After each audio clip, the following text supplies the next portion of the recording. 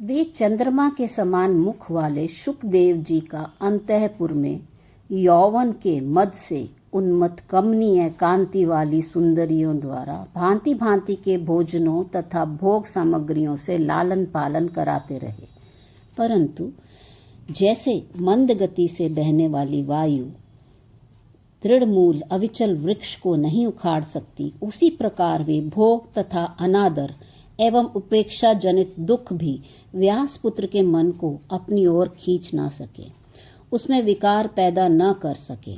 शुकदेव वहां पूर्ण चंद्रमा के समान निर्विकार, भोग और अनादर में भी समान स्वस्थ, मौन तथा प्रसन्न चित्त बने रहे।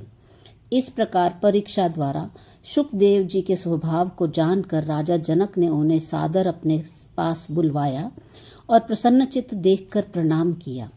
तत्पश्चात शीघ्रतापूर्वक उनका स्वागत करके राजा ने उनसे कहा, ब्राह्मण, जगत में परम पुरुषार्थ की सिद्धि के लिए जो जो आवश्यक कर्तव्य हैं वे सब आपने पूर्ण कर लिए हैं, सारे मनोरथों को प्राप्त कर लिया है। अब आपको किस वस्तु की इच्छा है? श्री शुकदेव जी ने कहा, महाराज, मैं जानना चाहता हूँ कि यह संसार रूपी आडंबर कैसे उत्पन्न हुआ है और इसकी शांति या विनाश कैसे होता है। आप शीघ्र ही मुझे इस विषय का यथावत रूप से प्रतिपादन कीजिए। श्री विश्वामित्र जी कहते हैं, महाराज, इस प्रकार पूछे जाने पर राजा जनक ने शुकदेव जी को उस समय वही बात बताई जो पहले उनके महात्मा पिता व्यास जी के द्वारा बताई गई थी। तब शुकदेव जी ने कहा, वक्ताओं में श्रेष्ठ महाराज, मैंने पहले विवेक से स्वयं ही यह बात जान ली थी। फिर जब पिताजी से इसके विषय में पूछा तब उन्होंने भी मुझे यही बात बताई और आज आपने भी यही बात कही है। शास्त्रों में भी महावाक्यों का यही अर्थ दृष्टिगोचर होता है। वह इस प्रकार है, यह विनाशशील संसार अपने संकल्प से उत्पन्न हुआ है और संकल्प का आत्यंतिक विनाश होने से नष्ट हो जाता है, अतः सर्वथा निस्सार है। यही शास्त्रों का निश्चय है। महाबाहो, क्या यही अविचल सत्य है? यदि हाँ, तो इसका इस तरह उपदेश कीजिए जिससे यह मेरे हृदय में अचल असंदिग्ध रूप में बैठ जाए। संसार के विषयों में भटकते हुए चित्त के द्वारा इधर उधर भटकाया जाता हुआ मैं आज आपसे शांति लाभ प्राप्त करना चाहता हूँ। राजा जनक ने कहा, मुने, इस ब्रह्मांड में एक अखंड चिन्मय परम पुरुष परमात्मा के अतिरिक्त और कुछ भी नहीं है। आपने स्वयं विवेक के द्वारा इस तत्व को जाना है और फिर गुरु स्वरूप पिता के मुख से इसको सुना है। इससे बढ़कर दूसरा कोई निश्चय नहीं है। मुनि कुमार, आप बालक होते हुए भी विषय भोगों के त्याग में शूरवीर होने के कारण महान वीर हैं। आपकी बुद्धि दीर्घ काल तक बने रहने वाले रोग रूपी भोगों से पूर्णतः विरक्त हो गई है। अब आप और क्या सुनना चाहते हैं? ब्राह्मण, जो प्राप्त करने योग्य वस्तु है उसे पूर्ण रूप से आपने पा लिया है। आपका चित्त पूर्ण काम हो गया है। आप दृश्य वस्तु की ओर दृष्टिपात नहीं करते हैं, अतः मुक्त हैं। अभी और कुछ पाना या जानना शेष रह गया है, इस भ्रम को त्याग दीजिए। विश्वामित्र कहते हैं, श्री राम, महात्मा जनक के द्वारा इस प्रकार उपदेश पाकर शुकदेव जी अत्यंत शुद्ध परम वस्तु परमात्मा में चुपचाप स्थित हो गए। उनके शोक, भय और श्रम सभी नष्ट हो गए। वे सर्वथा निरीह एवं संशय रहित हो गए। तदंतर वे मेरुगिरी के प्रशस्त शिखर पर समाधि लगाने के लिए चले गए। वहां 10,000 वर्षों तक निर्विकल्प समाधि में स्थित रहे और जैसे तेल समाप्त होने पर दीपक बुझ जाता है, उसी प्रकार वे प्रारब्ध क्षीण हो जाने पर परमात्मा में लीन हो गए। विश्वामित्र जी का वशिष्ठ जी से श्री राम को उपदेश करने के लिए अनुरोध करना और वशिष्ठ जी का उसे स्वीकार कर लेना। श्री विश्वामित्र जी कहते हैं, मुनीश्वरों, श्री रामचंद्र जी ने ज्ञातव्य वस्तु को पूर्णतः जान लिया है।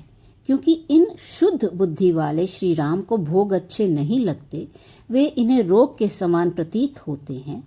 जिसने ज्ञेय वस्तु को जान लिया है, उसके मन का अवश्य ही यही लक्षण है कि उसे सारे भोग समूह फिर कभी रुचिकर नहीं जान पड़ते हैं। भोगों के चिंतन से अज्ञान जनित बंधन दृढ़ होता है और भोग वासना के शांत हो जाने पर संसार बंधन क्षीण हो जाता है। श्री राम विद्वान लोग भोग वासना के क्षय को ही मोक्ष कहते हैं और विषयों में होने वाली सुदृढ़ वासना को ही बंधन बताते हैं। जिसकी दृष्टि राग आदि दोषों से रहित है, वही तत्वज्ञ है। उसी ने जानने योग्य वस्तु को जाना है और वही विद्वान है। उस महात्मा पुरुष को भोग हठात अच्छे नहीं लगते। जैसे मरुभूमि में लता नहीं उगती, उसी प्रकार जब तक जानने योग्य तत्व का कुछ भी ज्ञान नहीं होता, तब तक मनुष्य के हृदय में विषयों की ओर से वैराग्य नहीं होता। अतः मुनि वृंद, आप लोग यह निश्चित रूप से समझ लें कि रघुकुल तिलक श्री राम को ज्ञेय तत्व का ज्ञान हो गया है, क्योंकि इन्हें ये भोगों के रमणीय स्थान आनंदित नहीं कर रहे हैं। मुनीश्वरों, श्री रामचंद्र जी जिस तत्व को बुद्धि के द्वारा जानते हैं, उसके विषय में जब सद्गुरु के मुख से यह सुन लेंगे कि यही परमार्थ वस्तु है, तब इनके चित्त को अवश्य विश्राम प्राप्त होगा। जैसे शरत काल की शोभा मेघ रहित निर्मल आकाश मात्र की अपेक्षा रखती है, उसी तरह श्री रामचंद्र जी की बुद्धि को केवल अद्वितीय सच्चिदानंद घन परमात्मा के तत्व में विश्राम की अपेक्षा है। अतः महात्मा श्री रामचंद्र जी के चित्त के विश्राम के लिए ये पूज्यपाद श्री वशिष्ठ जी ही यहाँ युक्ति का प्रतिपादन करें, क्योंकि ये समस्त रघुवंशियों के ही सदा से प्रभु एवं कुल गुरु हैं। इसके सिवा ये सर्वज्ञ, सर्वसाक्षी तथा तीनों कालों में मोह आदि से रहित निर्मल दृष्टि वाले हैं। पूज्यपाद वशिष्ठ जी, क्या वह पहले की बात आपको स्मरण है, जबकि हम दोनों के वैर की शांति तथा परम बुद्धिमान मुनियों के कल्याण के लिए देवदारू के वृक्षों से आवृत निषद पर्वत के शिखर पर साक्षात पद्म योनि भगवान ब्रह्मा ने महत्वपूर्ण ज्ञान का उपदेश दिया था। ब्राह्मण उस युक्ति युक्त ज्ञान से यह संसारिक वासना अवश्य उसी तरह नष्ट हो जाती है, जैसे भगवान भास्कर के उदय से अंधेरी रात। विप्रवर, आप उसी युक्ति युक्त ज्ञेय वस्तु का अपने शिष्य श्री राम को शीघ्र उपदेश दीजिए, जिससे ये विश्राम को प्राप्त हों।